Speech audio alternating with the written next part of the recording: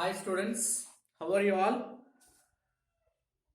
Okay, today we are going to see classification of proteins. So in overall structure, in overall view, we can classify the proteins into two categories. That is, first one is linear. So linear means we can say fibrous, like by fiber they are forming linear structure. Then globular structure, like seeds, like balls. Okay, right. So fibrous structure means what? The molecules are arranged in the linear structure. Okay, linear structure means what?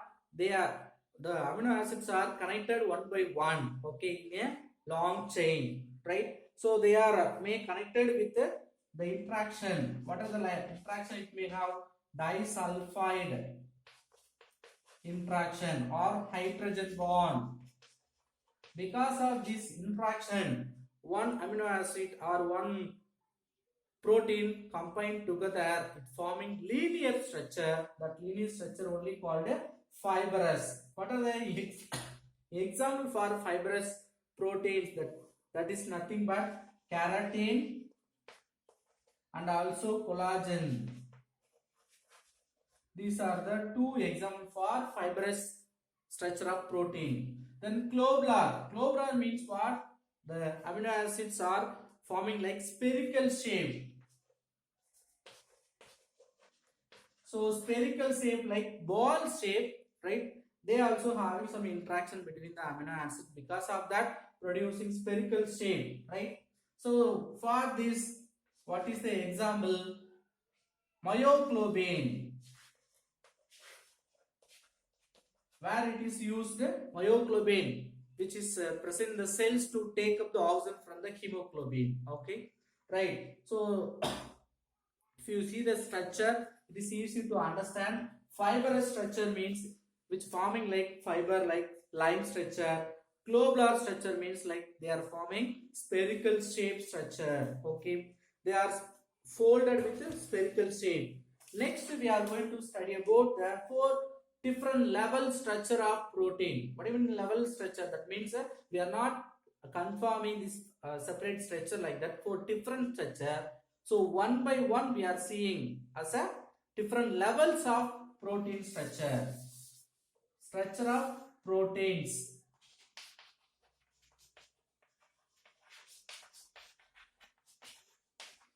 So first, based on its arrangement, okay, we have four levels. First one is primary. As you know very well, how the amino acids are formed, proteins are formed because of combination of or combined nature of amino acid. So the proteins are polymers of, polymers means many monomers combined into forming proteins. So amino acids combined nature only called proteins. How they are combined each other, we know very well. One amino acid having both acid group as well as amine group, same way other amino acid. So the amine group of the first amino acid group of the second amino acid will react each other by forming peptide bond. What is peptide bond? C double bond NH bond. This structure only called peptide bond. Because of this peptide bond formation, they are combined each other forming linear structure. For example, glycine, if you take glycine, which may ending with the amine group, which may connected with some other proteins. Okay, so like it may continue ASP acid. So at last it may end with the acid. One terminal, if you see amine group, another terminal you will have the acid group. They are forming like a straight chain structure. Okay, so this is primary structure. If you go inside, if you see as a overall, you may see only linear structure, fibrous structure or globular structure. If you go inside, you may have the quaternary structure. After inside, if you go again zoom on, you may have the primary structure. Okay, the primary structure, what happened? Amino acids are connected each other by peptide bond. Okay, yes. Next, secondary structure. Secondary structure is very important.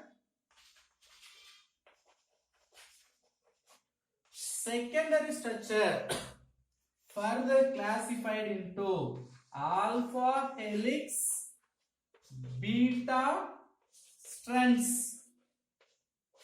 See, based on their interaction between the two linear structure, we saw in the primary structure, amino acids are combined each other. Okay, they are forming long chain linear structure. They may have some different interaction between them or within itself. Based on that, we have two type of secondary structure. One is alpha helix, another one is a beta strands. Okay, helix means like a spring structure, right? So here, if you take amino acid, what happened? The first residue, that means it may have amino acids. Okay, the first amino acid of that chain having some interaction with the fifth, that means 4 plus n residue having some interaction. What type of interaction? It may have hydrogen bond. Because of this interaction, they are stabilized in this spring like structure, helical structure. Are you able to follow? Right, the first, here what happened? The first amino acid or acid group, the next amino acid amine group, they are forming peptide bond. Here the first amino acid having some acid group, the same group, it may have some other amino group, it may have hydrogen bond interaction. Because of that, they are forming spring like structure, helical structure. Okay, right. For each turn, okay, how many amino acids or residues? You may have 3.6 residue. What may be the long for each turn? 5.4 Armstrong. It is the long of or length of the helical structure. Okay, right. How it is stabilized? Because of the 1,5th interaction, hydrogen bond interaction between them. Okay, what is some examples also we can see, right? Before that, we have to know how they are forming some nick in between the helical structure, not in the strands, only in the helical structure. See, after some turn, it will end, or that the width of the protein will reduce, it will reach a point, then it will increase. That means it may have like this nick, some breaking point is called a breaker. Okay, it may present in helical structure, not in the beta strand. Okay, what type of breaker you may have? That is called, because of what is the nature of that, what is the reason for that nick or breaker means? Because of rigid structure of this helical structure protein. Okay, right. What about the strands? Strands very easy, right? We have one amino acid structure, another amino acid.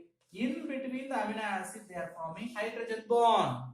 Because of this hydrogen bond formation, they are forming seeds like structure. Okay, seed like structure. Because of the strand or like long structure, not in the, which expand in the seed like spreading over, not with the spring like structure. Okay, the second type, beta strand. Okay, right. If you see the structure, it is easy to understand. This is helical structure, this is beta seed structure. Now the third type of structure, that is tertiary structure of protein. So what is tertiary structure? Now we have seen that alpha helix and beta strands, that again combine each other by disulfide interaction or hydrogen bond interaction or hydrophobic water repelling character interaction or electrostatic, that means positive negative charge attraction. Because of all this disturbance or interaction, what will happen? They will combine into each other, forming three-dimensional structure. So because of this formation of three-dimensional structure, we can get the tertiary structure of protein. Okay. So the tertiary structure of proteins are having this interaction between them. Because of that secondary structure at interaction with water walls or hydrogen bond hydrophobic, they are forming tertiary structure. At last, quaternary. Quaternary structure means outer loop. Okay. So quaternary structure of protein. How the quaternary structure? See, if you see some particular work done by the protein having some polypeptides. Okay, for example, depending upon the nature of work, the proteins having so many substructure. The tertiary structure only called a substructure. Okay, so the substructure, how many substructure may have in one protein structure means because of their nature of work. Okay, so if you take hemoglobin, what is hemoglobin? What's the nature of work of hemoglobin? See, the hemoglobin used as a transporter. Transporter means what? We are inhaling oxygen, which takes by the oxygen, taken by the hemoglobin from the lungs, which is carried to the heart for the pumping process, then which is carried to the all parts of the body, which is transferred to the myoglobin present in the cells. Okay. After that, which is receiving in waste carbon dioxide from the myoglobin again which bring to the lungs, we are exhaling as a waste gas. Okay, so the transport work done by the hemoglobin which is having four polypeptide proteins. How many polypeptide groups are present in the hemoglobin? 4. In case very familiar DNA, if you take, it's having 10 polypeptides. Okay, so because of its nature or nature of work, it's having several number of polypeptide. They are called quaternary structure of proteins. Okay, if you see that different structure, you can understand. See, this is primary structure. Just amino acids are combined each other. Then they are forming alpha helix and beta strands. Secondary structure. They are forming different helical structure or strand structure. After that, they are forming three-dimensional, that is tertiary structure. Then this tertiary structure, they are mutually forming multi-meric structure, multi-structure, that is called quaternary structure. Okay. Now we are going to learn denaturation of proteins. What is denaturation?